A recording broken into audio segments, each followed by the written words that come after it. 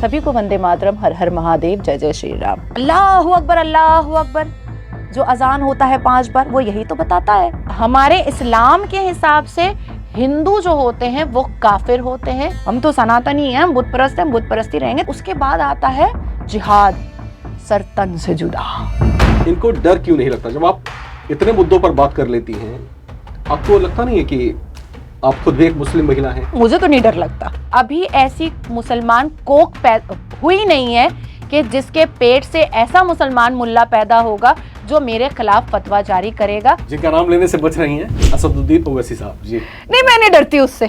कई बार स्टूडियो छोड़ के भागा है, माइक वाइक फेंक के भागा है। उनकी बेटी जो है वो यूएस में पूरा दारू पी करके छोटे कपड़े में पुलिस से अरेस्ट होती हुई नजर आई थी, रैश ड्राइविंग में।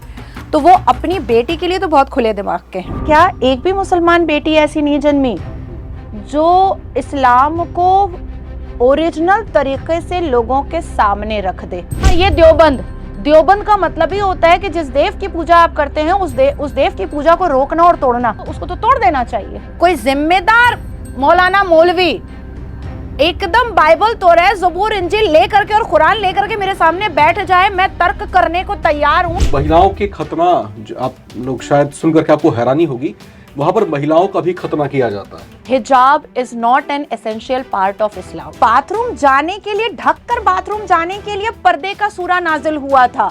वो हिजाब या काला टेंट पहनने के लिए नहीं हुआ था। मैं ओरिजिनल इस्लाम बता रही हूँ। मैं बार बार लोगों को समझा रही हूँ, और ये मुल्ला मौलवी कारी मुफ्ती जितने हाफिज कुरान आलिम दीन है वो समझ रहे हैं। कोई तुम्हारे सामने आए उसका गला काट दो, किसी की बहू बेटी तुम्हारे सामने आए बस तलवार उठा के उसका सलवार खोल दो।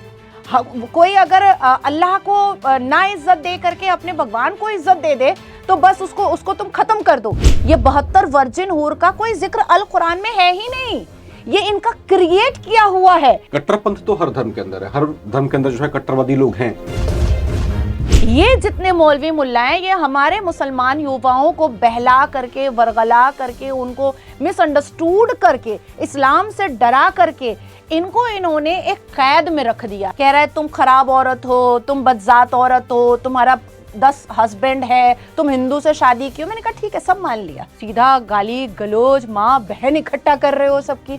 अल्लाह का घर आप बचा रहे हो चप्पल और पत्थर से। अल्लाह काफी नहीं है बचाने के लिए? 90% जो मुल्ला मौलवी हैं, लाइक करो, सब्सक्राइब करो, हमारे चैनल को देखो। यहूदियों की बेटियों को हाथ में रस्सी बांध करके उनके शरीर के वजन के हिसाब से उनको लूटने के लिए दिया जाता था। इस्लाम कबूल करने पर औरतें दी जाती थी। शेख हसीना के इनर गारमेंट को उड़ाने वाला कौन था हवा में? मुसलमान था। अगर मिल जाती तो रेप भी कर देता। शरिया ब्रिटिश और जिन्ना का बनाया हुआ है, 1936 का। अच्छा। लिखा हुआ भी उन्हीं का है। 1936 में जिन्ना और ब्रिटिश ने बैठ करके लिखा है। कहीं पर भी इस्लामिक पनिशमेंट के पक्ष में कोई बात नहीं लिखी हुई, उसका कोई जिक्र भी नहीं है। ऐसा क्यों? क्या रीजन है इसके पीछे? क्योंकि तब तो फिर मुझे लगता है कि यहाँ पर 70% मुस्लिम मर्द नापुंसक हो जाएंगे। मैंने रुद्राक्ष पहना है क्योंकि मैं एक भारतीय नारी हूँ और संवैधानिक मुसलमान हूँ। जहाँ जहाँ पर इनकी अश्लीलता खत्म हो रही है, जहाँ जहाँ पर इनकी बेहूदगी खत्म हो रही है, जहाँ जहाँ पर इनकी बदतमीजी खत्म हो रही है, जहाँ जहाँ पर इनका नंगा नाच खत्म हो रहा है, जहाँ जहाँ पर इनको मेहनत करना पड़ रहा है, जहाँ जहाँ पर इनको एक सभ्य इंसान बनना पड़ रहा है, जहाँ जहाँ पर इनको शिक्षा के बारे में समझने की जरूरत आ रही है, जहाँ जहाँ पर इनको नौकरी का अंदेशा नजर आ रहा है, ये उसका विरोध करते हैं। व्यक्ति जो बहुत पढ़ लिख जाता है उसमें विश्लेषण और चिंतन मंथन की प्रवृत्ति बढ़ जाती है। ऐसे व्यक्ति आचरण में शालीन और विचारों में क्रांति रखते हैं। वो चाहे भारतीय क्रांतिकारी भगत सिंह रहे हों, चे गुवेरा हों, टेक्सास क्रांति के प्रणेता और मैक्सिको के तत्कालीन राष्ट्रपति एंटोनियो लोपास डी सेंटा हों, या फिर हैती का गुलाम क्रांतिकारी टुसेंट लोवर्चर हों। विचारों में जब क्रांति की भावना भड़कती है तो समाज को आगे बढ़ने के लिए पवित्र रास्ता मिल जाता है, बशर्ते आप खुद जो है अपने विचारों में स्वतंत्र हों और अनबायस्ड हों। साथ ही साथ आपको सच बोलने से डर ना लगता हो और आप वो दिलेरी भी रखते हो, जो बातें सब कहने से दबते हैं वो बातें आप मुखर होकर के कह पाए। हमारे साथ जो आज की शख्सियत है वो कुछ ऐसी ही हैं। जब वो बात करती हैं तो उनकी बातों में जो है तर्कसंगत चीजें होती हैं। कुछ लोगों को वो बातें तर्कहीन भी लगती हैं, लेकिन इन दिनों वो खूब चर्चाओं में छाई हुई हैं, खुलकर अपनी बात करती हैं और बड़े बड़ों की जो है बोलती बंद कर दिया करती हैं। इनकी चर्चा जो है हिंदुस्तान में तो खूब है, लेकिन इसके अलावा पड़ोसी देश जो पाकिस्तान है वहां पर भी इन दिनों खूब छाई हुई हैं। वहां के जो मौलवी हैं, वहां के जो मुल्ला जी लोग हैं, वहां पर जो है उस कम्युनिटी में भी इनकी खूब जम करके आलोचना होती है। और ये जो शख्सियत है ये आलोचना को खुले दिल से स्वीकार भी करती हैं। नाम है इनका नाजिया इलाही खान। नमस्कार। और नाजिया इलाही खान जी के बारे में थोड़ा सा मैं आपको बता दूं, ये पेशे से जो है एक वकील हैं, सोशल एक्टिविस्ट भी हैं और प्रोफाइल जो है भारतीय जनता पार्टी के नेता का भी रखती हैं। लेकिन विचारों से इस कदर स्वतंत्र हैं कि उस पर कोई भी जो है ना तो कुठाराघात कर सकता है और ना ही उस पर जो है बंदिश लगाने की कोशिश कर सकता है। आज हम खुल करके बातचीत करेंगे इनसे और जानने की कोशिश करेंगे कि आखिर इनको डर क्यों नहीं लगता। जब आप इतने मुद्दों पर बात कर लेती हैं, आपको लगता नहीं है कि आप खुद भी एक मुस्लिम महिला हैं, और जब आप इस तरह से बातें रखती हैं तो लगता नहीं आपको कि भाई आपको दबाया जाए, फिर आपको डराने की कोशिश की जाती हो? सबसे पहले तो आपके दर्शकों को और आपको अंग्रेजी नववर्ष की बहुत बहुत शुभकामनाएं। ऐसे तो हमारे सिविलाइजेशन और भारत की सभ्यता के हिसाब से मैं 1 अप्रैल को आपको दूंगी। और सभी को वंदे मातरम, हर हर महादेव, जय जय श्री राम। देखिए, मुझे ऐसा लगता है कि सच बोलने के लिए हिम्मत की जरूरत नहीं होती है, सच बोलने की आदत होनी चाहिए। और मुझे आदत है, मैंने बचपन में अपनी अम्मा से भी मार खाया है कि जो छुपाने की बात है वो भी बोल देती हो। मुझे ऐसा लगता है कि सच बोलने से ना इंसान बहुत खूबसूरत हो जाता है और हमें बहुत सारी चीजों से झूठ बोलने का जो एक सिलसिला होता है वो खत्म हो जाता है एक सच से। पिछले, जब मैं इतिहास के पन्नों को उठाती हूँ, मुझे ऐसा लगता है कि क्या एक भी मुसलमान बेटी ऐसी नहीं जन्मी जो इस्लाम को ओरिजिनल तरीके से लोगों के सामने रख दे। और मैंने अब हमेशा एक ही बात कही है कि मैं कोई हवाबाजी में बात नहीं करती हूँ, मैं कुरान की आयत के हिसाब से बात करती हूँ, उसके वर्सेस बोलती हूँ, उसकी आयत नंबर बताती हूँ। उसके बाद मौलाना साहब मुझे बागी मुसलमान कहने लगते हैं तो मैं उनसे यही पूछती हूँ कि आपको ठेकेदारी अल्लाह ने कब दी मुझे बागी बोलने के लिए? तुम नहीं, मुझे डर तो बिल्कुल नहीं लगता है, क्योंकि हमारा अल कुरान कहता है कि अल्लाह तबारक ताला को अपना दोस्त समझो और अगर कोई गलती करो तो तुरंत मुसल्ला बिछाओ, मतलब जानमाज बिछाओ और अल्लाह से ये कहो कि तुमने क्या गलती की है और माफी मांगो। और अल कुरान की कई आयतों में अल्लाह तबारक ताला ये फरमाता है कि तुम माफी मांगो, मैं बहुत बड़ा हूं, तुमको माफ करने वाला हूं। तो मुझे तो नहीं डर लगता जी। अच्छा, मैं देखिए आपको लेकर चर्चाएं बहुत सारी रही जी, और खासतौर से जब धर्म की बात चलती है और जब आप खुद भी एक मुस्लिम कम्युनिटी से आती हैं तो यहां पर मैं ये जानने की कोशिश करता हूं और हमारे जो दर्शक हैं वो भी समझने जानने की कोशिश करना चाहते हैं कि आपके भीतर जो विद्रोह की जो भावना है, ये विद्रोह क्यों छलकता है आपके अंदाज में? नहीं, मैं विद्रोह नहीं कर रही हूं, मैं ओरिजिनल इस्लाम बता रही हूं। मैं बार बार लोगों को समझा रही हूं और ये मुल्ला मौलवी कारी मुफ्ती जितने हाफिज कुरान आलिम दीन है वो समझ रहे हैं कि ये ओरिजिनल अल कुरान को बता रही है। अब मैंने मध्य प्रदेश में अपनी स्पीच में बताया कि हमारे अल कुरान में 26 आयतें ऐसी हैं जिसकी वजह से पूरी दुनिया के अलग अलग समुदाय और धर्म के लोगों को सुकून से ही मुसलमान नहीं रहने दे रहे हैं। वो 26 आयतों पर तबसरा होना चाहिए, उन 26 आयतों पर कन्फ्रंटेशन होना चाहिए। हम अपने बच्चों को अगर स्टार्टिंग से ये सिखाएं कि कोई तुम्हारे सामने आए उसका गला काट दो, किसी की बहू बेटी तुम्हारे सामने आए बस तलवार उठा के उसका सलवार खोल दो, कोई अगर अल्लाह को ना इज्जत दे करके अपने भगवान को इज्जत दे दे तो बस उसको तुम खत्म कर दो, ये हम तरबियत अपने बच्चों को तो नहीं दे सकते। तो मुझे ऐसा लगता है कि जब अल्लाह इतना बड़ा है तो वो ये तरबियत मुसलमानों को कैसे दे सकता है?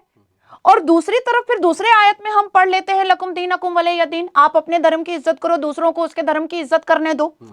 तो फिर ये बाकी की जो 26 आयतें हैं इस पर कन्फ्रंटेशन क्यों नहीं होना चाहिए? क्योंकि कुरान जो है वो 1939 में पहली बार प्रिंट हुआ, तो क्या ही पता कि उसमें कुछ ना कुछ अपने मन की बातें इसमें डाली गई हैं। अब जैसे मैंने दो एग्जाम्पल मैं आपको देती हूँ।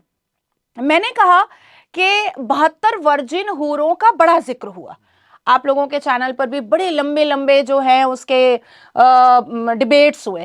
तब मैं पॉलीगेमी हलाला को लेकर के मैं सुप्रीम कोर्ट में बहुत व्यस्त थी, मैं उन डिबेट्स में पार्टिसिपेट नहीं कर पाई थी। जब वो मैटर मेरे तक आया तो मैंने सिर्फ एक ही बात आप लोगों के चैनल के या अन्य नेशनल चैनल के इस्लामिक स्कॉलर के पैनलिस्ट से इतना ही पूछा कि अल कुरान की वो आयत बता दो जिसमें 72 वर्जिन हूरों का जिक्र है। कह रहा है तुम खराब औरत हो, तुम बदजात औरत हो, तुम्हारा 10 हस्बैंड है, तुम हिंदू से शादी की हो। मैंने कहा ठीक है, सब मान लिया, मैं बहुत बुरी औरत हूं, लेकिन आयत नंबर तो बता दो। आयत नंबर नहीं बताया क्योंकि ये आयत है ही नहीं। ये 72 वर्जिन हूर का कोई जिक्र अल कुरान में है ही नहीं। ये इनका क्रिएट किया हुआ है।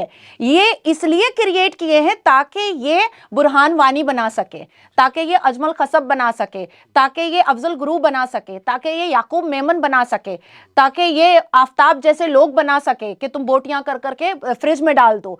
अब इंसान को, कौन ऐसा इंसान होता है जिसको जीने का लोभ नहीं होता है, ललक नहीं होती है, जोश नहीं होता है? कौन ऐसा व्यक्ति होता है जो बड़ा होने के बाद ये नहीं सोचता है कि मेरा एक खूबसूरत सा घर हो, मेरे बच्चे हो, मेरी बीवी हो या मेरा हस्बैंड हो, मेरी एक कमाई हो, मैं विदेश घूमने जाऊं? ये जितने मौलवी मुल्ला हैं ये हमारे मुसलमान युवाओं को बहला करके, वरगला करके, उनको मिसअंडरस्टूड करके, इस्लाम से डरा करके इनको इन्होंने एक कैद में रख दिया है। आपको ऐसा लगता क्यों है? लेकिन क्या इसके पीछे वजह हो सकती है कि देखिए, कट्टरपंथ तो हर धर्म के अंदर है, हर धर्म के अंदर जो है कट्टरवादी लोग हैं, लेकिन इस्लाम के अंदर जो कट्टरपंथ है वो कहीं ना कहीं टेरिटरीज को जो है रियून करता है, यानी दूसरे धर्म के लोगों को जो है कुचलने, या मान लीजिए जो परसेप्शन सोसाइटी के अंदर मैं देख पा रहा हूं वो सब चीजें। आखिर ऐसा क्यों लगता है आपको, और ऐसा क्यों पनप रहा है? इसके पीछे आप जैसे कि मुल्ला और मौलवी इसकी जैसे बात कर रही हैं कि उनकी जो है टारगेट्स कुछ और हैं, उनकी जो चाहते कुछ और हैं। क्या चाहते हैं आपकी नजरों में क्या है वो सब चीजें? देखिए, मेरे हिसाब से जो इस्लाम है वो अमन रसूल का इस्लाम है।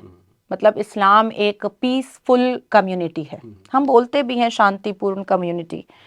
तो ये जो अभी हम देख रहे हैं, अभी हमने हालिया में संभल में देखा, पत्थर और चप्पल लेकर के अल्लाह का घर बचाने निकला था, कोर्ट जाकर के प्रूफ नहीं दे रहा है। तो ये अमन रसूल के इस्लाम से कन्वर्ट हो करके औरंगजेब का ठरकजेब क्यों बन गया है, ये शाहजहां का मुरीद क्यों बन गया है? आप अमन रसूल के इस्लाम वाले हैं, आप प्रॉफिट मोहम्मद सल्लल्लाहु अलैहि वसल्लम बी पीस अपॉन हिम, आप उनको फॉलो करते हैं। तो वो तो ऐसे थे कि वो अपनी बेटियों के लिए सर की पगड़ी बिछा दिया करते थे। उनको कोई खराब बातें बोलता था तो वो उनको उल्टे में दुआएं देते थे। तो आप तो यहाँ पर सीधा गाली गलौज, माँ बहन इकट्ठा कर रहे हो सबकी। अल्लाह का घर आप बचा रहे हो चप्पल और पत्थर से, अल्लाह काफ़ी नहीं है बचाने के लिए? तो ये जो मदरसा है, ये जो मज़ार है, ये जो इमाम बाड़ा है, और ये जो जितने भी इस्लामिक ठेकेदार बन करके बैठे हुए हैं, ये अपनी लग्जेरियस लाइफ के लिए, ये अपने आप को बादशाहियत वाले चेयर पर बैठाने के लिए हमारे नौजवान युवाओं के मुस्तकबिल के साथ खुले आम खेल रहे हैं, बिल्कुल खेल रहे हैं। और फिर से मैं कहूंगी कि जब अल कुरान का पहला वर्ड, पहली आयत इकरा है, तो आप सिर्फ मदरसे तक क्यों रखे हो उसको? और इकरा के बाद प्रॉफिट मोहम्मद ये भी कह रहे हैं कि शिक्षा लेनी है तो चीन तक चले जाओ। हालांकि चीन जो है वो इस्लामिक देश नहीं है। तो प्रॉफिट मोहम्मद ने एक इशारा दिया कि अगर शिक्षा के लिए तुमको गैर इस्लामिक देश भी जाना है तो तुम जा सकते हो। तो जब मोदी एक हाथ में कंप्यूटर और दूसरे हाथ में कुरान देते हैं तो काहे को कोसते हो आदरणीय प्रधानमंत्री को?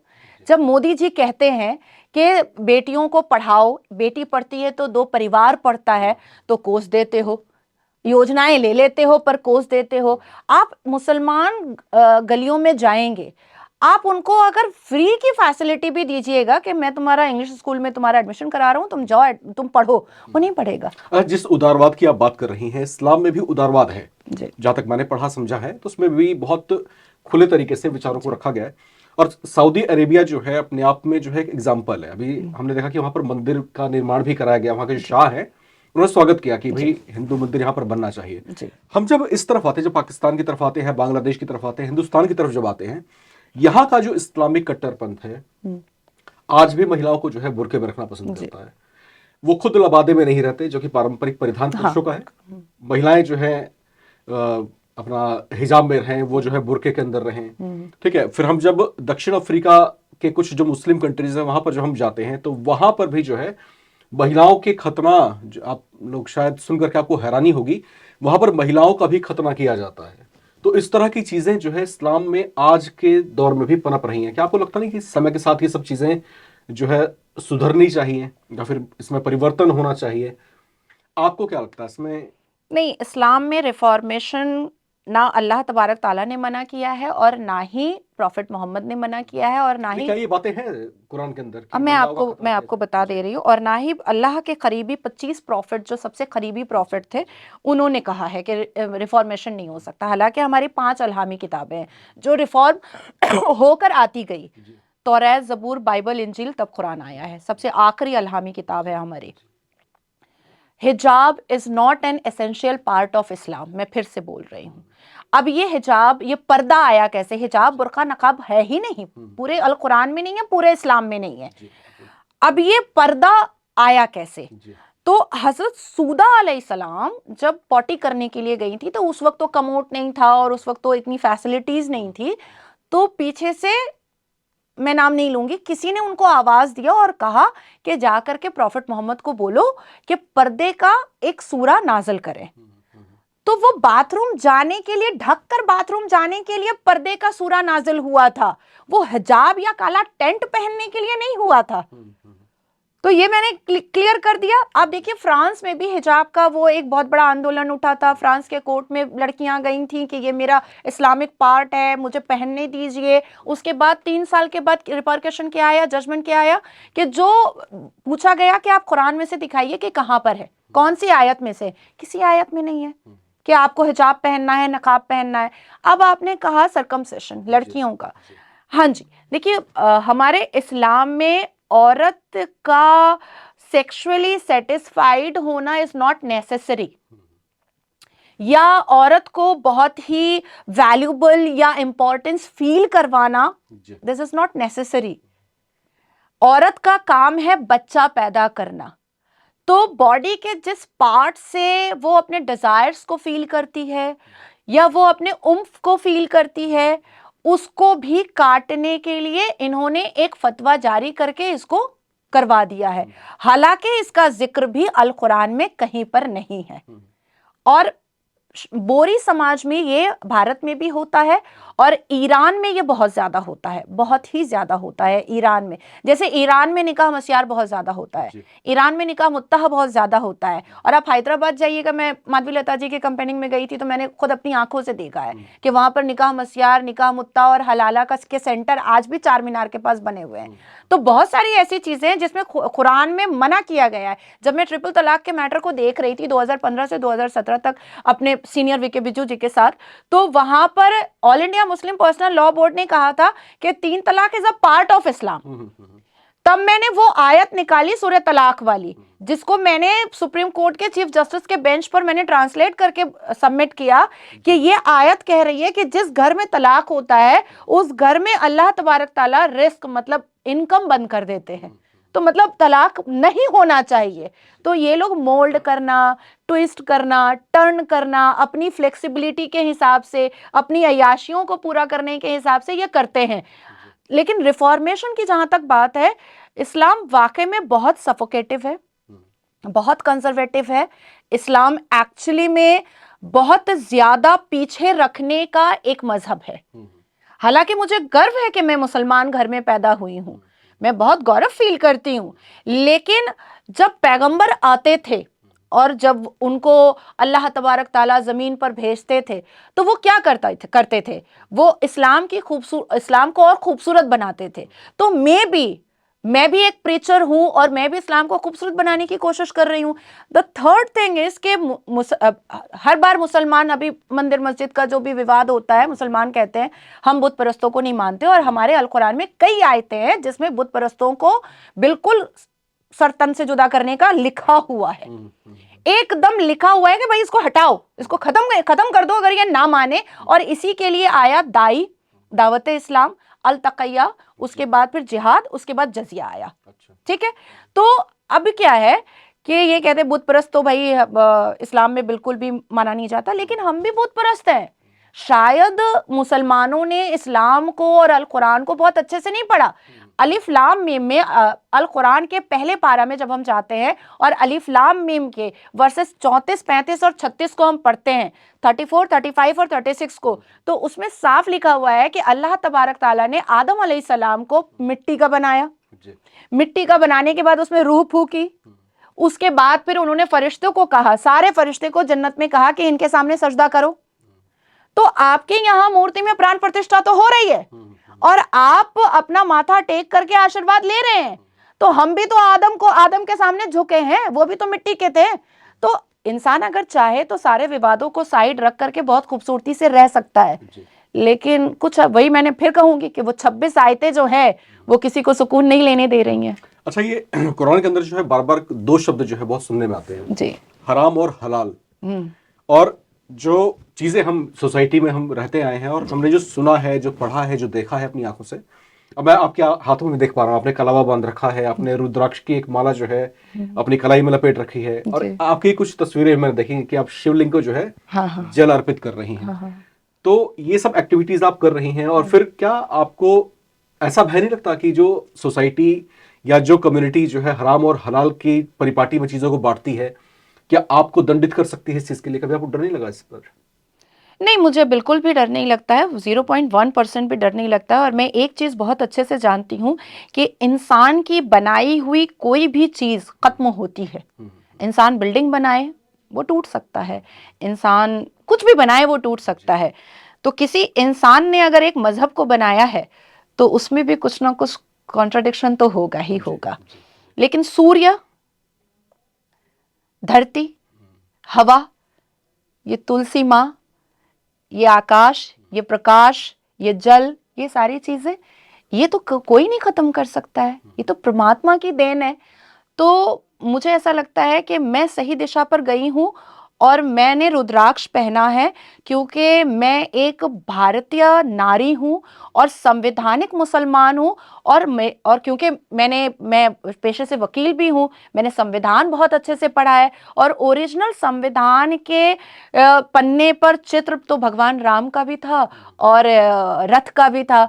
तो अगर मैं भारत की पुत्री हूँ तो रुद्राक्ष से कैसे दूर रह सकती हूँ, और महादेव को जल देने से मैं पीछे कैसे रह सकती हूँ। तो मुझे भय किसी भी चीज का नहीं है। और फतवा अभी ऐसी मुसलमान कोक हुई नहीं है कि जिसके पेट से ऐसा मुसलमान मुल्ला पैदा होगा जो मेरे खिलाफ फतवा जारी करेगा, क्योंकि मैं संवैधानिक देश में रहती हूँ और संवैधानिक देश में शरिया की कोई जगह नहीं है और फतवा की भी कोई जगह नहीं है। जी। अच्छा, ये काफिर का जो शब्द है हम बहुत सुनते हैं, काफिर, और ये भी हमने सुना है, हमने हालांकि कुरान को उतना नहीं पढ़ा जितना हम लोगों ने सुना है।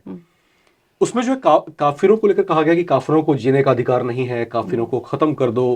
तो ये काफिर आखिर है कौन आपकी जुबान में, और आपकी जो समझ है, आपकी नजरों में कौन है काफिर? ये क्या उनको वाकई खत्म कर दिया जाना चाहिए? देखिए, जो बुत परस्त है, कुरान की कई आयतें हैं, मैं तो वो 26 आयतों को कई बार मंच पे भी पढ़ चुकी हूँ। सबसे खतरनाक और खौफनाक वो 26 आयतें हैं। 1986 में किसी ने उस पर PIL भी किया था, लेकिन उसको दबा दिया गया है और आने वाले फरवरी में शायद मैं उसको दोबारा आगे लेकर के आ रही हूँ। जो पीगन होते हैं, जो बुत परस्त होते हैं, जो मिट्टी की पूजा करते हैं, जो मूर्ति की पूजा करते हैं, उनको काफिर कहा जाता है हमारे अल कुरान के हिसाब से। और बार बार हमारे अलहामी किताब अल कुरान में ये बताया गया है कि दाई, अब मैं इसको एक्सप्लेन ही कर देती हूँ, दावत इस्लाम करो। अब मैं आपको कहूँ कि सर मान लो ना, बहुत अच्छा है इस्लाम, बहुत खूबसूरत है इस्लाम, मान लो ना, एक अल्लाह है, पाक और बेऐब है। हम जब अशहदु पढ़ते हैं, अशहदु ला इलाहा इल्लल्लाह व अशहदु अन्ना मुहम्मदन अब्दुहु व रसूलुहु, तो हमारी शहादत की उंगली उठती है। इसी शहादत की उंगली से प्रॉफिट मोहम्मद ने चांद के 2 टुकड़े कर दिए थे। तो बहुत सारी खूबसूरत बातें हम आपको बताते हैं दाई दावत इस्लाम में। उसके बाद आता है अल-तक़य्या। मानोगे कि नहीं? मानना तो पड़ेगा कि अल्लाह एक है, इसके सिवा कोई पूजनीय हो ही नहीं सकता है। अल्लाहु अकबर, अल्लाहु अकबर जो अजान होता है 5 बार, वो यही तो बताता है कि आपका भगवान कुछ है ही नहीं, सिर्फ जो मुसलमान और इस्लाम का अल्लाह है और उनके जो रसूल हैं, बस वही सब कुछ है। उसके बाद फिर पहला कलमा जो है, पहला कलमा तैयब, वो भी यही बताता है। उसके बाद ये अल-तक़य्या हो गया, मानना पड़ेगा। उसके बाद आता है जिहाद, सर तन से जुदा। अब आपके घर में 1-2 का सर तन से जुदा हो भी गया, आप नहीं मान रहे हो, भाई हम तो नहीं हटेंगे, हम तो सनातनी हैं, हम बुत परस्त हैं, हम बुत परस्ती रहेंगे। तब आएगा औरंगजेब का जजिया कि अब अगर तुमने मंदिर में घंटियां बजानी है, तुमने भजन करना है, तुमने अगर लुबान चलाने हैं, तुमने अगर अपनी प्रथाओं को आगे लेकर के चलना है, तो तुमको मुझे पैसे देने पड़ेंगे। और यही आज देखिए मुसलमान समाज के ठेकेदार all India Muslim personal law board क्या कर रहा है, सरकार से जो पैसे ले रहा है जजिया ही तो ले रहा है। अदरवाइज हमारे यहाँ सर्वोच्च न्यायपालिका और लाखों न्यायपालिका होने के बावजूद मुस्लिम पर्सनल लॉ बोर्ड कहां से आ गया भैया? कौन लेकर आया और क्यों रहेगा उसमें? तो उसको तो तोड़ देना चाहिए। या ये देवबंद का मतलब ही होता है कि जिस देव की पूजा आप करते हैं उस देव की पूजा को रोकना और तोड़ना, ये होता है देवबंद का मतलब। जमायतुल उलमाए हिंद में उलमाओं की जमात, जैश मोहम्मद सल्लल्लाहु अलैहि वसल्लम की सेना, अब नहीं कहेंगे कि गुस्ताखे रसूल हो गया। तो हमारे इस्लाम के हिसाब से हिंदू जो होते हैं वो काफिर होते हैं, यहूदी जो होते हैं वो मुर्तद होते हैं। ठीक है। तो और आपका एक पहले सवाल था हलाल और हराम जो इनकम्प्लीट रह गया था, मैं उसको भी क्लियर कर देती हूँ। ये जो हलाल और हराम है ये मुल्लाओं ने अपनी फ्लेक्सिबिलिटी से बनाया है। प्रॉफिट मोहम्मद सल्लल्लाहु अलैहि वसल्लम की एक भी तस्वीर नहीं है, एक भी चित्र नहीं है। अल्लाह तबारक ताला को हमने कुरान में पढ़ा है कि वो नूर के हैं, वो ना महिला है ना पुरुष है, वो नूर के हैं। हम कैमरा के सामने कोई इस्लामिक क्लिरिक नहीं आ सकता है, रोज चैनल पे बैठा रहता है, जितनी बार मस्जिद नहीं जाता है उतनी बार स्टूडियो आता है। यूट्यूब का पैसा हराम है, बैंक का पैसा हराम है। मैं आपको दावे से कह रही हूं कि 90% जो मुल्ला मौलवी हैं, लाइक करो, सब्सक्राइब करो, हमारे चैनल को देखो, खोल करके बैठा है। तो ये हलाल और हराम भी इन्होंने हिंदुओं को डराने के लिए एक इस्लामिक टच दिया है। अब आप सोचिए 1947 में यहाँ पर कितनी मज़ारें थी और अब कितनी मज़ारें हैं? क्या अभी भी पीर मुर्शिद पैदा हो रहे हैं? नहीं हो रहे। कैसे हो सकते हैं? बिल्कुल नहीं हो रहे। तब तो फिर मैं भी कह दूंगी कि मैं पीर साहब हूं, मैं पैदा हो गई हूं। ये क्या करते हैं, जानबूझ करके जब हिंदुओं की जमीन को ग्रैब करते हैं तो उसमें कोई ये मजहबी स्ट्रक्चर बनाते हैं ताकि जब हिंदू उसको लेने का सोचेंगे तो वो जज्बाती वाली बात कहेंगे कि अरे ये तो मेरे मजहब का है, अरे ये तो मेरे मजहब का है। अब यहां पर भी हलाल और हराम मैं आपको क्लियर कर देती हूं। हमारे अल कुरान के हिसाब से मजार परस्ती इज एन अनपैर्डनेबल सिन।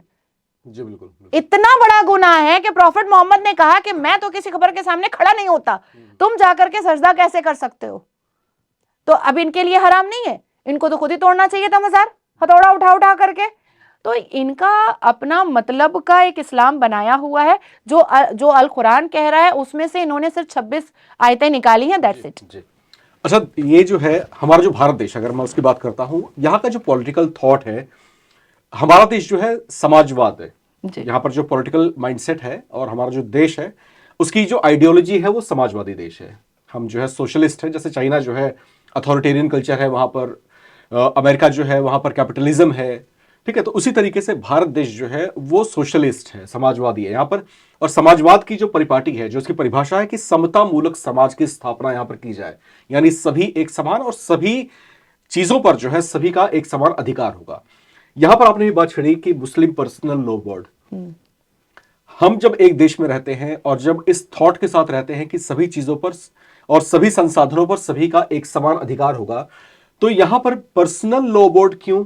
और फिर यूनिफॉर्म सिविल कोड की जब बात चलती है तो यहां पर उसका खुल करके विरोध जो है पढ़े लिखे जो मुस्लिम सोसाइटी के जो नेता हैं, जो समझते हैं, जानते हैं चीजों को, वो खुल करके यूनिफॉर्म सिविल कोड की जो है खिलाफत करते हैं। इसको लेकर के आप क्या कहेंगे और क्यों करते हैं वो? उसके पीछे उनकी मंशा क्या है? देखिए, जब तक यहाँ पर मदरसा है, जब तक यहाँ पर दारुल उलूम है, जब तक यहाँ पर मौलवी मुल्ला है, इनकी दुकान चल रही है फ्री ऑफ कॉस्ट।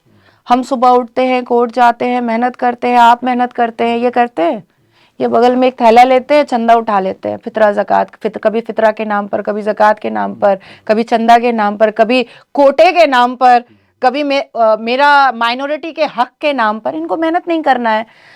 दूसरी चीज आती है कि यूनिफॉर्म सिविल कोड, ये आर्टिकल 21 की बात करेंगे, 14 की बात करेंगे, 19 की बात करेंगे, आर्टिकल 22 की बात करेंगे। जैसे ही 44 बोलिएगा, नहीं हम तो नहीं मानेंगे। प्रकाष्ठा तो तब होती है जनाब जब इनसे आप कहिएगा कि तो फिर एक काम करो, इस्लामिक पनिशमेंट भी अग्री करवा लो, वो उसकी भी खिलाफत करेंगे, पूरा लुंगी डांस करेंगे। अगर आप उनसे ये कहिएगा कि शरिया मनवा रहे हो ना, इस्लामिक पनिशमेंट भी मानो, बोलो कि हमको दो इस्लामिक पनिशमेंट, वो भी नहीं मानेंगे। जहां जहां पर इनकी अश्लीलता खत्म हो रही है, जहां जहां पर इनकी बेहूदगी खत्म हो रही है, जहां जहां पर इनकी बदतमीजी खत्म हो रही है, जहां जहां पर इनका नंगा नाच खत्म हो रहा है, जहां जहां पर इनको मेहनत करना पड़ रहा है, जहां जहां पर इनको एक सभ्य इंसान बनना पड़ रहा है, जहां जहां पर इनको शिक्षा के बारे में समझने की जरूरत आ रही है, जहां जहां पर इनको नौकरी का अंदेशा नजर आ रहा है, ये उसका विरोध करते हैं जी। अच्छा, मैं थोड़ा सा यहाँ पर थोड़ा सा मैं कंपैरेटिव होना चाहता हूँ। जी। देखिए, हिंदुस्तान में जब बात चलती है यूनिफॉर्म सिविल कोड की, तो इसका तो खैर इसका विरोध करते हैं जो मुस्लिम कम्युनिटी के जो नेता हैं, पढ़े लिखे नेता जो हैं, वो भी इसकी जो है विरोध करते हैं। अब मुस्लिम पर्सनल लॉ बोर्ड जो है, अगर मैं थोड़ा सा कंपैरेटिव हो जाता हूं और मैं गल्फ कंट्रीज की बात करता हूं, तो वहां पर जो व्यक्ति चोरी करता है उसका हाथ काटने का प्रावधान है, और जो व्यक्ति किसी की हत्या करता है तो जान के बदले जान की वहां पर बात है। इसी तरह से बहुत मतलब, और कुछ ऐसा भी है कि पत्थरों से मार मार करके जो है उसको खत्म किया जाए। क्या मुस्लिम पर्सनल लॉ बोर्ड के अंदर इस तरह के दंडात्मक प्रावधान है? अगर है तो उसको कभी इंप्लीमेंट किया गया है? आप बेहतर समझती हैं, थोड़ा सा आप बताएं इस बारे में। मैंने कई बार इस बात को उठाया है मदनी साहब के सामने भी, और मोहम्मद बिन सलमान साहब को 2022 में एक लेटर भी लिखा था कि जिस तरीके से शरिया मनवाने का एक साजिश स्ट्रैटेजी भारत में चल रही है, आपके इंटरवेंशन की ज़रूरत है कि इस्लामिक पनिशमेंट भी मक्का मुअज़्ज़मा और मदीना मुनव्वरा की तरह यहाँ पर भी होना चाहिए। आप वेबसाइट पर all India Muslim personal law board के रूल एंड रेगुलेशंस में पढ़िएगा, कहीं पर भी इस्लामिक पनिशमेंट के पक्ष में कोई बात नहीं लिखी हुई, उसका कोई जिक्र भी नहीं है। ऐसा क्यों, क्या रीजन है इसके पीछे? क्योंकि तब तो फिर मुझे लगता है कि यहाँ पर 70% मुस्लिम मर्द नापुंसक हो जाएंगे क्योंकि घर के अंदर तो यहाँ बलात्कार हो रहा है, कभी हलाला के नाम पर हो रहा है, बेटियां बेचते हैं अब्बा जान। मस्यार क्या है? पैसे लेकर के शेखों को बेटियां बेची जाती हैं। निकाह मुत्ता क्या है? बेटी का सौदा किया जा रहा है। ये मामू से शादी, जो दूर के मामू से जो शादी हो रही है, ये क्या है? इट्स अ काइंड ऑफ बलात्कार। Age of puberty is age of marriage. ये क्या है? ये पॉक्सो का ही तो वायलेशन है। तो जिन मुसलमानों के घर के अंदर पॉक्सो का वायलेशन हो रहा है, रेप हो रहा है, हलाला के नाम पर, मसियार के नाम पर बेटियों को बेचा जा रहा है, ये सारी चीजों में तो फिर इनके कभी हाथ कटेंगे, कभी नाक कटेंगे। हम तो रोड पर मुसलमानों को लूला, लंगड़ा, अंधा, बहरा, काना, लूला देखेंगे। इसीलिए ये लोग शरिया मनवाने की बात करते हैं। हालांकि शरिया is not part of Islam. शरिया ब्रिटिश और जिन्ना का बनाया हुआ है, 1936 का। अच्छा। लिखा हुआ भी उन्हीं का है। 1936 में जिन्ना और ब्रिटिश ने बैठ करके लिखा है, और थोड़ी बहुत इंटरवेंशन जो है वो नेहरू की है। ठीक है, तो ये जिन्ना का शरिया कोई पार्ट नहीं है इस्लाम का। तो ये शरिया इसलिए मानते हैं क्योंकि शरिया में फ्लेक्सिबिलिटी बहुत ज्यादा है। और शरिया में एक चीज और है कि आप जैसे पाकिस्तान में देखिएगा, पाकिस्तान में जिन्ना ने कुछ नहीं किया, नफरत बहुत दिया। आज पाकिस्तान में आप देखिए कि खाने के लाले पड़े हुए हैं उनको। अगर उन्होंने सुबह का ब्रेकफास्ट नाश्ता किया है तो रात का खाना, दोपहर का खाना उनके पास नहीं है। अगर पैंट पतलून पहनने के लिए है तो शर्ट नहीं है पहनने को। लेकिन जैसे ही कोई बात आती है कि आर्मी कूप करेगी या हमारा फिर से कोई जंग हो सकता है, वो हम तो जज्बाए कौम है, हम ला इलाहा पढ़ेंगे और सारे आर्मीज को, नेवीज को, डिफेंस को हम मार गिराएंगे। तो ये ही शरिया से आता है, ये इस्लाम से नहीं आता है, ये शरिया से आता है। अच्छा, सूरह अल अनफल में आप जाइएगा, जिसकी आयत नंबर 83 में आप पढ़िएगा, उसमें लूट मार की प्रॉपर्टी है। तो ये लूट मार करते हैं अल कुरान के हिसाब से। तो एकदम क्रिस्टल क्लियर है कि ये कभी भी, मान लीजिए अगर मैं उठ करके once in a blue moon एक अर्ली मॉर्निंग में उठती हूँ और मैं सुप्रीम कोर्ट जाती हूँ और मैं एक पिटिशन फाइल कर देती हूँ PIL कि मैं मुसलमान हूँ, मुझे इस्लामिक पनिशमेंट चाहिए, आप देखिएगा कि ये इस भारत के जितने मुस्लिम ठेकेदार है वो मेरे खिलाफ खड़े हो जाएंगे।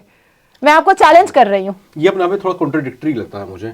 और दूसरी बात ये देखिए, मैं यहाँ पर अब बात छिड़ी है तो मैं बात छेड़ता हूँ, और अगर मैं गलत हूं तो मुझे आप प्लीज टोकिएगा। जो मैंने सुना है उस आधार पर बता रहा हूँ। मोहम्मद पैगंबर साहब थे जी। उनके जो जमाई थे, अबुल आस नाम था अगर मैं गलत नहीं हूं तो, और जब उनकी बेटी से शादी हुई थी तो वो उन्होंने इस्लाम को कबूल नहीं किया था। ठीक है, तो उन्होंने उनकी बेटी, और कभी भी जो है मोहम्मद पैगंबर साहब ने उनको नहीं बोला कि आप जो है इस्लाम में कन्वर्ट हो जाइए। यानी मैं जहां तक मेरी समझ है तो थोड़ा सा टॉलरेंस तो है, सहिष्णुता जो है थोड़ी सी। अब जब मैं देखता हूं वेस्टर्न कंट्री में, अभी कुछ साल पहले की ही बात है, एक स्वीडिश कार्टूनिस्ट थे, उनका नाम था लार्स विल्क्स। उन्होंने मोहम्मद पैगंबर साहब की जो है कार्टून बनाया था, और इस कि ऐसे होंगे शायद वो, और इतनी सी बात पर जो है उनका कत्ल कर दिया गया था। उनके जो है चैनल में जाकर के गोलीबारी हुई थी, और इस तरह से इस्लामिक कट्टरवाद का जो वर्तमान चेहरा है वो देखने को मिला था। तो वो वाला इस्लाम और इस वाले इस्लाम में आखिर एक इतना कॉन्ट्रडिक्शन हमको दिखाई क्यों देता है? आपको क्या लगता है? ये तो अल कुरान मुकम्मल तरीके से फॉलो ही नहीं करते। मैंने तो आपको बोल दिया कि हिजाब is not an essential part of इस्लाम। आप देखिए मुगलों के जितनी भी चित्र हम स्कूल में पढ़े हैं, शाहजहां को देखा है हमने, उसके साथ मुमताज़ को देखा है मौसीकी करते हुए, मुजरा करते हुए, तो क्या हमने हिजाब में देखा था उसको? नहीं, हमने तो उसको आउटफिट में देखा है, सुंदर सुंदर आउटफिट में, टियारा वगैरह नथवत पहने हुए। तो ये लोग अपने से चीज़ें क्रिएट करते हैं। और मैं फिर बोलूँगी 26 आयत का असर बहुत ज़्यादा है, उन 26 आयतों का असर बहुत ज़्यादा है।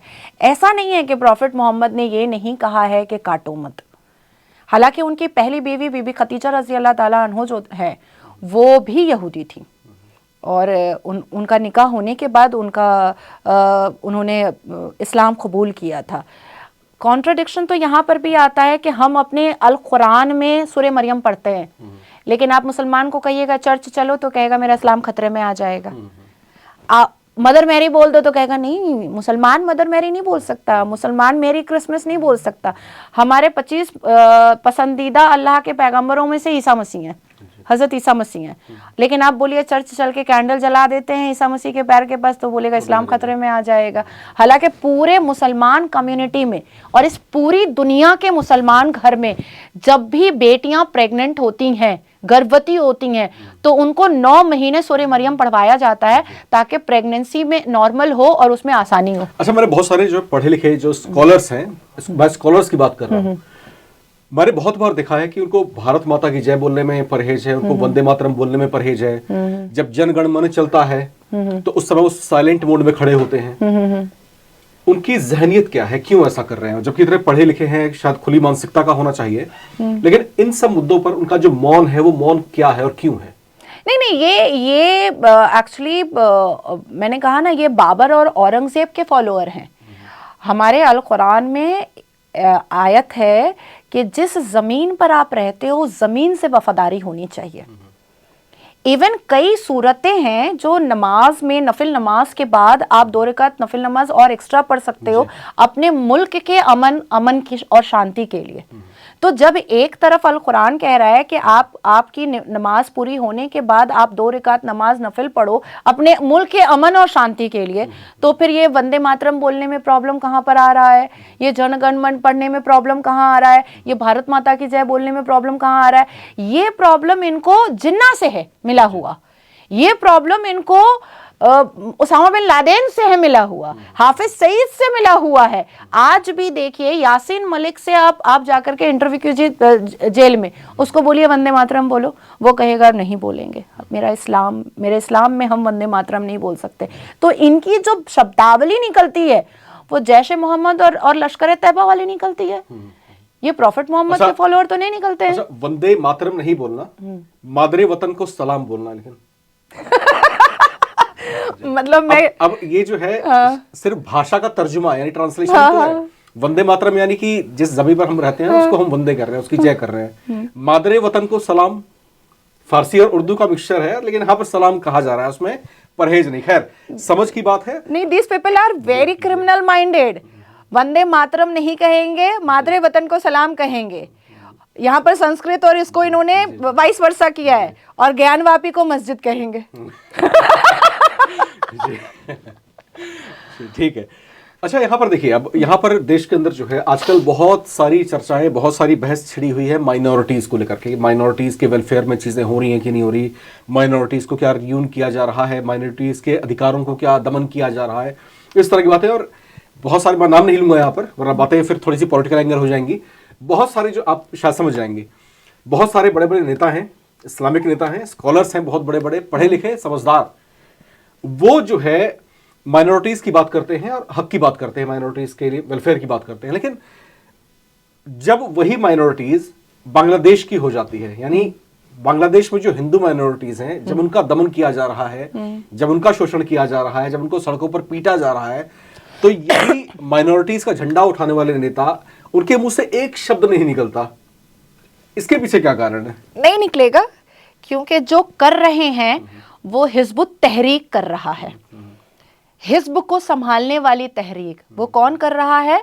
जमाते इस्लामी कर रहा है। इस्लाम की जमात हरकतुल इस्लाम कर रहा है। इस्लाम का हरकत करने वाला, हिफाजतुल इस्लाम कर रहा है, इस्लाम की हिफाजत करने वाला।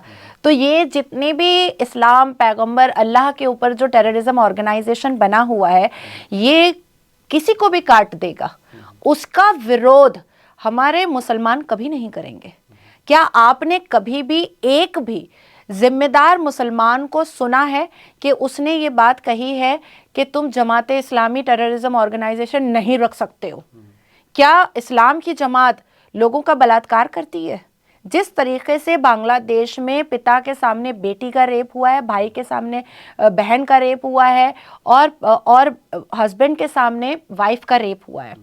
मैंने ऐसे ऐसे दृश्य देखे हैं। मैं तो पाकिस्तान चैनल पर बैठती हूँ, बांग्लादेश चैनल पर बैठती हूँ।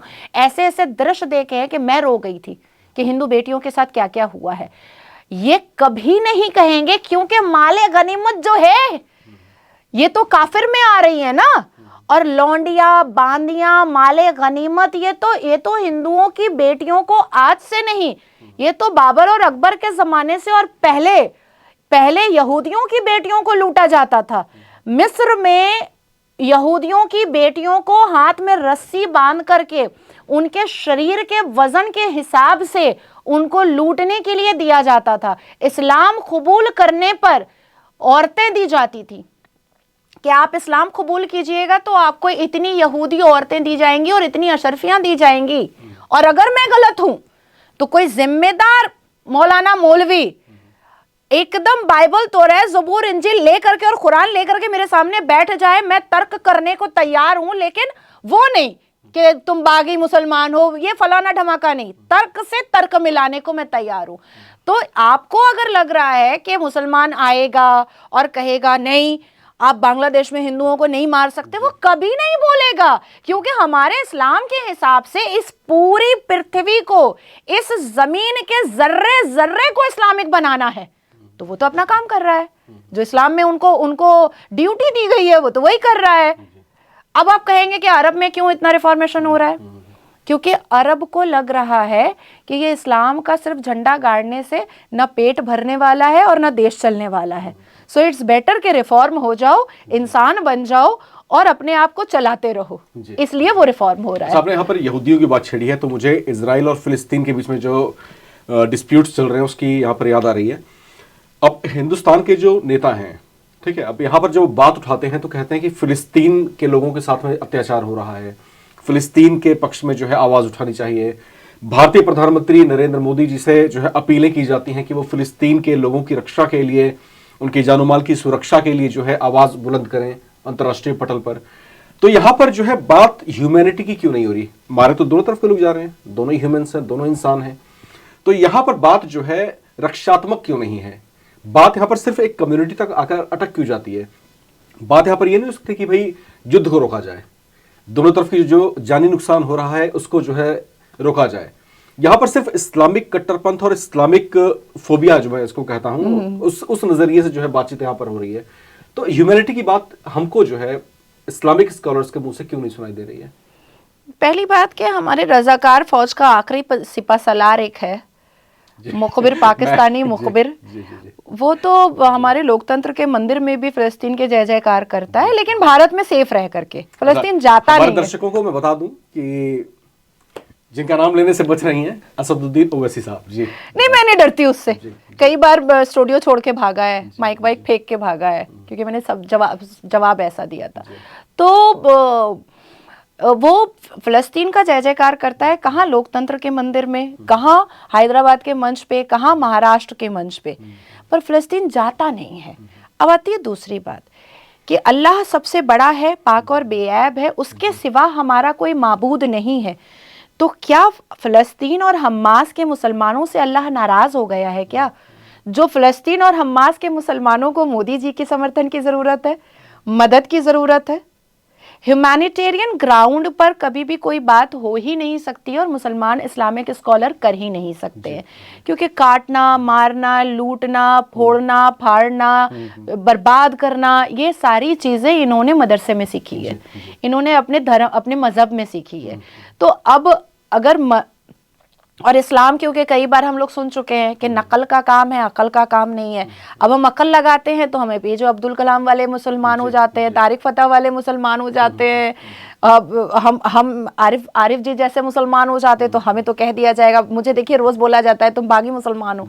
तो आप ये पूरा भारत नहीं बल्कि ये पूरी दुनिया, चाहे वो वेस्टर्न हो, वेस्ट कंट्रीज हो, चाहे वो यहूदी की कंट्रीज हो, इस बात को गांठ बांध लेना चाहिए कि जो सुन्नी मुसलमान है, जब वो शियाओं को नहीं बख्श रहा है, जब वो वहाबियों को नहीं बख्श रहा है, जब वो अहमदियों को नहीं बख्श रहा है, जब वो बरेलवियों को नहीं बख्श रहा है, जब वो बोरी को नहीं बख्श रहा है, जब वो 25 नंबर 76 नंबर क्या क्या बोल करके रखा है उसको नहीं बख्श रहा है, तो वो काफिर को कैसे बख्शेगा। और यहूदियों के साथ जो लड़ाई है वो तो जंगे बदर और जंगे करबला के वक्त से है, ये तो एक जमाने से है यहूदियों के साथ लड़ाई। आप सोचिए कि पाकिस्तान में, हमारे भारत में शियाओं की मस्जिद बड़े आराम से है, एक भी नहीं टूटती फूटती है। पाकिस्तान में एवरीडे शियाओं की मस्जिदों को बम से फोड़ा जाता है, क्योंकि सुन्नी को डिक्टेटरशिप की आदत है, सुन्नी डिक्टेटरशिप से कभी पीछे नहीं हट सकता है। अच्छा, कई ऐसे मौलवी मुल्ला हैं जिन्होंने इस्लामिक प्रीच में ये कहा है कि सुन्नी मुसलमान अगर प्रोस्टिट्यूट के बिस्तर पर मर जाए तो भी वो जन्नत जाएगा। अच्छा जी, and I have that proof. मैंने पूरी वीडियो करके रखी है उस मौलाना की कि उसने ये बात कही है, और वो काफी वायरल भी हुआ था। अभी 2024 के नवंबर में काफी वायरल हुआ था, मैंने भी ट्वीट किया था। अब आप सोचिए कि सुन्नियों को कितनी गलतफहमी है, और तभी ये इस्लाम के जस्टिफिकेशन पर रेप कर लेते हैं, इस्लाम के जस्टिफिकेशन पे लव जिहाद कर लेते हैं, इस्लाम के जस्टिफिकेशन पर ये मस्जिद के अंदर रेप करते हैं, मदरसे के अंदर रेप करते हैं। क्या ये इस्लाम के जस्टिफिकेशन पर सिर्फ काफिर की बेटियों को लूटते हैं? नहीं, हमारी मुसलमान बेटियों को भी लूटते हैं। इमाम रिजवान उत्तर प्रदेश में जो मस्जिद के इमाम थे, उन्होंने 9 साल की बच्ची का कंटिन्यूअसली रेप किया, न्यूड वीडियो बनाया। किसका किया? वो तो मुसलमान बच्ची थी, वो तो कुरान पढ़ने के लिए जाती थी। इनके जैसे शेर के मुंह में खून लग जाता है, वैसे ही इन इस्लाम के ठेकेदारों के जुबान में चटखारा लग चुका है लूटने का सबको। तो इनसे ह्यूमैनिटेरियन ग्राउंड कभी मत सोचिए। ठीक है, अच्छा ठीक है। देखिए, अब जो पढ़ा लिखा समाज है और खासतौर से इस्लामिक कम्युनिटी की मैं बात कर रहा हूं, तो वहां पर जो है इस्लामिक कट्टरवाद जो है बहुत हमने छलकते हुए देखा भी है, भाषणों में भी बहुत सुना हुआ है। अब मैं थोड़ा सा लिबरलिज्म की बात यहाँ पर थोड़ा सा छेड़ना चाहूंगा, आपसे जानना भी चाहूंगा इस बारे में जी। अगर हम सिखिज्म की बात करते हैं तो उनके भजनों में है अव्वल अल्लाह नूर उपाया, अल्लाह का जिक्र किया है उन्होंने अपने भजनों में। हिंदुओं के भजनों की अगर मैं बात करता हूं तो यहाँ पर जो है मानो तो मैं गंगा माँ हूं। जब आप इस भजन को सुनेंगे तो उसमें जिक्र किया गया है कि मैं वही गंगा हूं जहां पर हमारा मुस्लिम भाई जो है बैठ के वजू भी करता है। हाँ। इस तरह की बातें जो है हिंदू के भजनों में भी है। लेकिन वही हिंदू जब रैलियां निकालता है, जब धार्मिक जुलूस निकालता है, तो उस पर पथराव कर दिया जाता है। कई बहुत सारे एग्जाम्पल्स हैं, उत्तर प्रदेश तो खैर जीवंत उदाहरण है इन सब चीजों का। इस्लामिक कट्टरपंथ और जो पढ़े लिखे हैं उनकी कट्टरवादिता अलग बात, लेकिन आम जो मुसलमान हैं, आम सोसाइटीज में रहने वाले मुसलमान हैं, उनके जहन में ऐसा क्यों कौंध रहा है कि हिंदू का जब जुलूस जाए तो पत्थर बरसा दो? देखिए, तौरात में भी आप पढ़िएगा और तो उसमें बनी इज़राइल और मुसलमानों का जिक्र बहुत खूबसूरत से है तौरा में। अब आपने ऐसा सवाल पूछा है, ये जो नारा लगाते हैं तेरा मेरा रिश्ता क्या ला इलाहा। अभी देखिए, पाकिस्तान में अफगान लुटेरा एक बॉम्ब बनाया है पाकिस्तान वालों ने। एक दूसरे को मार रहे हैं, काट रहे हैं, एक दूसरे को लूट रहे हैं, फोड़ रहे हैं। तो जब ये अपने हम कलमा के नहीं होते हैं तो ये आप कैसे एक्सपेक्टेशन रख लेते हैं कि आपके हो जाएंगे? शेख हसीना के इनर गारमेंट को उड़ाने वाला कौन था हवा में? मुसलमान था। शेख हसीना ला इलाहा इल्लल्लाह मुहम्मदुर रसूलुल्लाह पढ़ती थी। शेख हसीना कुल औज़ु बिरब्बिल नास मलिकिन नास इलाहिन नास मिन शर्रिल वसवासिल खन्नास लज़ी युवस्विसु फी सुदूरिन नास मिनल जन्नति वन नास पढ़ती थी।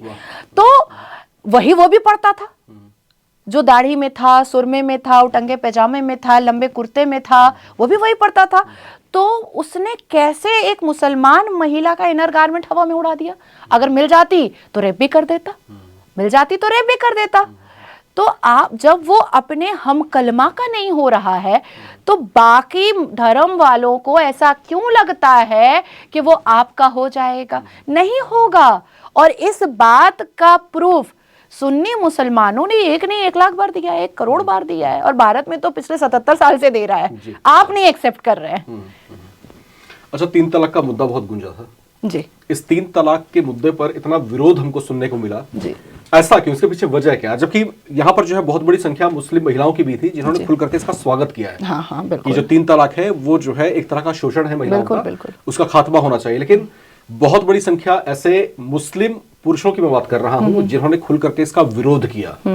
तो इसको लेकर के आप क्या सोचती हैं कि इसका विरोध क्यों हुआ? देखिए, मुस्लिम पुरुष तो विरोध करते ही, क्योंकि होता क्या है कि तलाक बहुत इजी तरीके से इंस्टेंट ट्रिपल तलाक हो जाया करता था। रोटी अच्छा नहीं बनाई है, खाना अच्छा नहीं बनाई है, देर से उठ रही है, तलाक तलाक तलाक, चलो निकल जाओ। हस्बैंड जो है वो, मैंने जो केस देखा था उसमें वो जो लड़का था मेरी विक्टिम का, मेरी पिटिशनर का, उसका हस्बैंड रहता था दुबई में। वो दुबई से फ़ोन में तलाक दिया, तलाक तलाक तलाक। अब सोचिए कि क्या अल्लाह को कुरान लिखते वक्त पता था कि फ़ोन आने वाला है और व्हाट्सएप आने वाला है? अल्लाह को तो नहीं पता था, अल्लाह ने तो कुरान में इसका जिक्र नहीं किया। तो टेक्नोलॉजी का हेल्प ले करके, मॉडर्न ईरा का हेल्प ले करके ये इस्लाम को जोड़ करके तलाक दे रहे हैं। जबकि अल कुरान में सूरह तलाक में जवाब जाइएगा, सूरह तलाक में ही आप चले जाइए तो उसमें तलाक पे सख्त ममानियत लिखी हुई है। तो इनका क्या है कि अच्छा लेकर आए हैं बीवी, अब हमको दूसरी वाली भी पसंद आ रही है, तीसरी वाली भी पसंद आ रही है, चौथी वाली भी पसंद आ रही है। तो पॉलीगेमी के हिसाब से वो 11 निकाह कर ले रहे हैं, और किसी को अगर छोड़ना हो रहा है क्योंकि ज़्यादा भारी पड़ जा रहा है कि सबका खर्चा देना पड़ रहा है, क्योंकि बाहर भी नहीं निकलने देते हैं औरतों को, और बच्चे भी बहुत सारे पैदा करवाते हैं, तो बहुत इजी प्रोसेस, तलाक तलाक तलाक। एक अर्ली मॉर्निंग उठता है, छूट जाता है। अब क्या हो गया है कि अब कानूनी लड़ाई लड़नी पड़ेगी, अब मेंटेनेंस देना पड़ेगा, गुजारा भत्ता भी हो गया। हमारे अवैसी साहब भी बहुत चिल्ला रहे थे गुजारा भत्ता नहीं देंगे नहीं देंगे। तो इनका जो इजी टर्म था ना अपने फ्लेक्सिबिलिटी के हिसाब से इस्लाम को टर्न करने का, वो धीरे धीरे अकॉर्डिंग टू लॉ होता चला जा रहा है। हालांकि मैं प्रिपरेशन कर रही हूँ कि इंस्टेंट ट्रिपल तलाक अभी खत्म हुआ है, तलाक के बिद्दत अभी खत्म नहीं हुआ है, और जो ओरिजिनल तलाक है जो 3 पीरियड्स के बीच में दिया जाता है वो अभी तक खत्म नहीं हुआ है। सो आई एम ट्राइंग, और मेरा प्रिपरेशन चल रहा है कि इसको भी खत्म किया जाए, और जैसे हमारे कॉन्स्टिट्यूशन में या हमारे लीगल टर्म में मैट सूट होता है, डिवोर्स मैटर होता है, वैसे तलाक दिया जाए। ठीक है, चलते चलते एक सवाल और मैं आपसे यहाँ पर लेना चाहता हूँ। बांग्लादेश में जो है बहुत सारी हलचल इस समय हम देख पा रहे हैं, और मोहम्मद यूनिस की जो अंतरिम सरकार वहां पर है जी, जो वहां पर अभी जो है सत्ता को संभाल रही है। मोहम्मद यूनिस की जो छवि है वो जो है अपने आप को रिप्रेजेंट करते हैं कि वो एक स्कॉलर हैं और एक बुद्धिजीवी हैं और खुले दिमाग और खुली विचारधारा के व्यक्ति हैं। उन्हीं के सामने, उन्हीं की आंखों के सामने जो है हिंदू माइनॉरिटी पीपल्स को जो वहां पर रियून किया जा रहा है, उनके मंदिरों को तोड़ा फोड़ा जा रहा है। ऐसा तो नहीं कि बांग्लादेश की जो सेना है वो सक्षम नहीं है, अपने आप में सशक्त है और बहुत पावर भी है उसके पास, लेकिन उनके रहते हुए वहां पर ये सब हो रहा है, और जो एक्शन उनकी तरफ से होना चाहिए उस स्तर का एक्शन नहीं हो रहा। ये क्या है, इसको आप समझा सकती हैं क्या? नहीं, मैं इस बात को खुले दिल से एक्सेप्ट करूंगी कि मोहम्मद यूनुस जो है वो बहुत खुले मिजाज का है, क्योंकि अभी हालिया में कुछ दिन पहले उनकी बेटी जो है वो यूएस में पूरा दारू पी करके छोटे कपड़े में पुलिस से अरेस्ट होती हुई नजर आई थी रैश ड्राइविंग में। तो वो अपनी बेटी के लिए तो बहुत खुले दिमाग के हैं, और हर इस तरीके के जो इस्लामिक क्लिरिक और एक्सट्रीमिस्ट होते हैं वो अपनी बेटियों के लिए बहुत खुले दिमाग के होते हैं। जैसे पश्चिम बंगाल में आप देखिए फरहाद हकीम, उनकी बेटियां रिवीलिंग कपड़े छोड़ करके कुछ पहनती ही नहीं हैं, और शैंपेन के बोतल्स तो ऐसे उड़ाती हैं और इंस्टाग्राम पे डालती हैं कि भाई बाकी जो मुसलमान बेटियां हैं वो पूरा शौक में आ जाएं कि इनका इस्लाम अलग है, हमारा इस्लाम अलग है। हाँ, अब आती है बात कि सक्षम है कि नहीं है। मोहम्मद यूनुस आज से नहीं, जब उसको नोबेल पुरस्कार मिला था ओबामा के हाथ से, तब से वो पाकिस्तान का मुखबिर था। आज मेरे पास खाने को नहीं रहेगा, पहनने को नहीं रहेगा, और आप मेरे अच्छे दोस्त रहेंगे, तो मैं आपसे यही कहूंगी ना, मुझे एक टाइम का खाना खिला दो आप, ना कि मैं एक ऐसे व्यक्ति से मिलूंगी कि जो मुझे चाकू खरीद के देगा। मुझे तो खाने की जरूरत है। तो आज बांग्लादेश को अनाज की जरूरत है, इलेक्ट्रिसिटी की जरूरत है, इकोनॉमी की जरूरत है, फाइनेंशियल क्राइसिस उसका चल रहा है, इकोनॉमिकल क्राइसिस चल रहा है, पर वो पाकिस्तान से एम्यूनेशन मंगवा रहा है, वो RDX मंगवा रहा है। तो ये इस्लाम के प्रोसेस पर वो वहां पर हिंदुओं को खत्म करने के लिए वो ये काम कर रहा है। That's it. 2 फुट या 3 फुट या मौलाना बांग्लादेश के बोलते हैं कि जो ला इलाहा पढ़ सकता है वही IAS के चेयर पे बैठ सकता है, जो अशदो पढ़ सकता है वही IPS के चेयर पे बैठ सकता है। आप देखिए कि लाखों लाख हिंदुओं का नौकरी इन लोगों ने ले लिया कि पहले इस्लाम कबूल करो तभी हम तुमको नौकरी पर बैठने देंगे, अगर इस्लाम नहीं कबूल करोगे तो नौकरी से रिजाइन कर दो। शायद मुझे लगता है कि 18 या 19 लोगों ने इस्लाम कबूल किया है, क्योंकि डायरेक्ट हल्दर साहब से मेरी बात होती है, जो शेख हसीना के माइनॉरिटी में जो हिंदू थे उनसे मेरी डायरेक्ट बात होती है। तो 99% हिंदुओं ने इस्लाम कबूल नहीं किया वहाँ पर और उन्होंने रिजाइन किया है। तो जो मोहम्मद यूनुस कर रहा है वो इस्लाम के हिसाब से अप्रोप्रिएट कर रहा है, पर ह्यूमैनिटी के हिसाब से वो क्राइम कर रहा है जी। और इसी तरह की बातें जो है पाकिस्तान में भी हैं, और वहां पर भी बहुत सारे ऐसे ऊंचे पद हैं जहां पर जो इस्लामिक नॉन इस्लामिक लोग जो हैं वो उस पर जो है एलिजिबल नहीं माने जाते हैं। और कुछ इस तरह की चीजें अब बदलती हुई दिखाई दे रही हैं बांग्लादेश में। नाजिया इलाही खान जो है अपने आप में एक विस्फोटक जो है आवाज है, और जब बातें बोलती हैं तो फिर बेधड़क बोलती हैं, बिना हिचक बोलती हैं, और फिर आंखों में आंखें डाल करके गुरूर के साथ बोलना यहां पर पसंद करती हैं। और बहुत सारे ऐसे मौलवी भी हैं जो इनसे पहले टकरा चुके हैं और फिर इनकी तार्किकता के आगे घुटने भी टेक चुके हैं। खैर, इन्होंने हमें यहां पर समय दिया और उसके लिए हम यहां पर इनका शुक्रिया अदा करना चाहेंगे। तो यहां पर आप सुन रहे थे नाजिया इलाही खान को, किस तरीके से जो है बेबाकी के साथ अपनी बातें बोलती हैं और अपने अंदाज में बोलती हैं, और जो परसेप्शन है इनका, जो प्रोसेस ऑफ थॉट है इनका, वो अपने आप में सोसाइटी में जो माइनॉरिटीज हैं जो कहलाते हैं उनके लिए भी कहीं ना कहीं सोचने और विचारने का विषय उनके सामने रखती हैं। तो ये कुछ बातचीत थी आज की हमारी शख्सियत के साथ में, और आगे जो है एक नई शख्सियत के साथ में हम मिलेंगे और फिर उनसे बातचीत का क्रम आगे बढ़ाएंगे। फिलहाल मुझे यानी राम विश्वकर्मा और नाजिया जी को जो है यहां पर दीजिए इजाजत। नमस्कार। हर हर महादेव, जय जय श्री राम।